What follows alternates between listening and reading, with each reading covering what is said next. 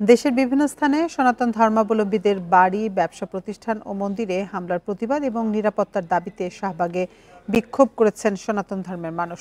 প্রিয় নম্বর সেট করে বিকাশে সেন্ড মানি করুন ফ্রি।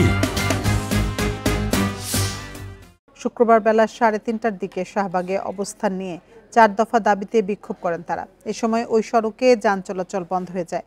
বিক্ষোভকারীরা সংখ্যালঘু মন্ত্রণালয়, সুরক্ষা কমিশন গঠন, সংখ্যালঘুদের বিরুদ্ধে হামলা প্রতিরোধে কঠোর আইন প্রণয়ন ও বাস্তবায়ন চান। গণ আন্দোলন ও জনরোষের মুখে 5 আগস্ট আওয়ামী লীগ সরকারের পতন হয়। এরপর দেশের বিভিন্ন স্থানে সহিংসতা হয়, এতে আক্রান্ত হন সংখ্যালঘুরাও।